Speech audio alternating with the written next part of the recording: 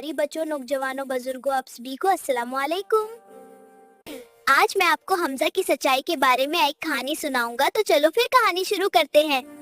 एक छोटे से गांव में एक बच्चा रहता था जिसका नाम हमजा था। गांव में सब कुछ हरा भरा और खुशगवार था। हमजा अपनी अम्मी से बात करता और कभी कभार झूठ बोल देता। अम्मी उसकी हंसी के पीछे छुपी फिक्र देखती थी। हमजा हंसकर कहता, अम्मी बस कभी कभार बोल देता हूँ, कोई बड़ी बात नहीं। गाँव की जिंदगी बहुत खूबसूरत थी। बच्चे नहर के किनारे खेलते, दरख्तों पर चिड़िया चहक रही थी। हमजा अपने दोस्तों के साथ मस्जिद जाता, मगर अक्सर रास्ते में खेलने लगता और कभी दुकान पर रुक जाता। वो घर आकर कहता, अम्मी मैं मस्जिद गया था। हालांकि वो कभी मस्जिद के सहन तक नहीं पहुंचता था। अम्मी अक्सर कहती थी, बेटा झूठ बोलने से वक्ती फायदा तो हो सकता है, मगर आखिरकार नुकसान ही होता है। एक दिन गांव में साफ गोई का दिन का मुकाबला रखा गया, जिसमें सबसे ईमानदार बच्चे को इनाम दिया जाएगा। हमजा ने अपने दोस्त उस्मान से कहा, अगर इमाम साहब मुझसे पूछें तो मैं कह दूंगा कि मैं मस्जिद में था। इमाम साहब ने हर बच्चे से सवाल किया, बेटा तुमने कल क्या अच्छा काम किया? हमजा ने झूठ बोल दिया, मैंने कल मस्जिद में सफाई की थी इमाम साहब। सब बच्चों ने तालियां बजाई। दिल के अंदर एक अजीब सी चुभन महसूस हुई और वो घर पहुंचकर अम्मी से झूठ छुपाने पर परेशान हुआ। हमजा ने आंखों में आंसू लिए कहा, नहीं इमाम साहब, मैंने झूठ बोला था। अम्मी ने बेटे को गले लगा लिया और कहा, बेटा सच बोलने वाले से अल्लाह राजी होते हैं। अगले दिन हमजा सुबह सवेरे मस्जिद गया, सफाई की, पानी भरा और कुरान पढ़ता रहा। कुछ दिन बाद हमजा ने रात के वक्त बाजार में